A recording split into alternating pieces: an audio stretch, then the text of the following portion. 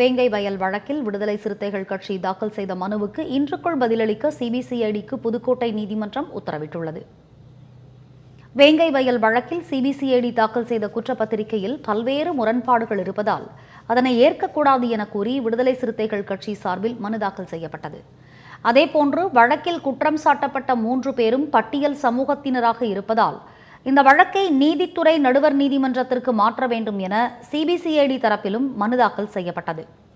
இந்த மனுக்கள் விசாரணைக்கு வந்தபோது விடுதலை சிறுத்தைகள் கட்சி சார்பில் தாக்கல் செய்யப்பட்ட மனு மீது இன்றைக்குள் பதிலளிக்க சிபிசிஐடிக்கு புதுக்கோட்டை நீதிமன்றம் உத்தரவிட்டது. மேலும் 2 மனுக்கள் மீதான விசாரணையும் நாளை நடைபெறும் என தெரிவிக்கப்பட்டுள்ளது.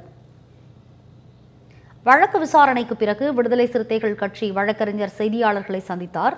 அப்போது வழக்கு தொடர்பாக போதிய ஆதாரங்கள் இருப்பதால் சட்டப்படி 3 பேரும் குற்றவாளிகள் இல்லை என்பதை தங்களால் நிரூபிக்க முடியும் என கூறினார்.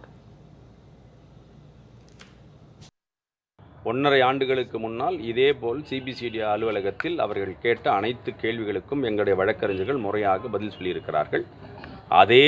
அதே மனுவைத்தான் தற்பொழுது தாக்கல் செய்திருக்கிறார்கள். எந்த முன்னேற்றமும் இல்லை, எந்த சயின்டிஃபிக் ஆதாரங்கள் இருப்பதாக நாங்கள் நம்பவில்லை. நாங்கள் குற்றமற்றவர்கள் என்று நிரூபிப்பதற்கு எங்களிடம் அதிக ஆதாரங்கள் இருக்கிறது. ஏற்கனவே அந்த ஆதாரங்கள் அனைத்தையும் காவல்துறையிடம் ஒப்படைத்தோம். அதற்கு புறம்பாக குற்றப்பத்திரிகை தாக்கல் செய்யப்பட்டிருக்கிறது. அதை எதிர்த்து நாங்கள் நிச்சயம் குற்றப்பத்திரிகை தள்ளுபடி செய்ய முடியும் என்கின்ற நம்பிக்கை எங்களுக்கு. இதனிடையே புதுக்கோட்டை மாவட்டம் வேங்கை வயல் செல்ல முயன்ற விசிக வழக்கறிஞர் பார்வேந்தன் உள்ளிட்டோரை போலீசார் தடுத்து நிறுத்தினர். வேங்கை வயலில் போராட்டத்தில் ஈடுபட்டு வரும் பட்டியல் சமுதாய மக்களை சந்திக்க விசிகவின் மாநில வழக்கறிஞர் பிரிவு செயலாளர் பார்வேந்தன் உள்ளிட்டோர் சென்றனர். அவர்களை சோதனை சாவடியிலேயே போலீசார் தடுத்து நிறுத்தினர். இதனால் விடுதலை சிறுத்தைகள் கட்சியினர் வாக்குவாதத்தில் ஈடுபட்டனர்.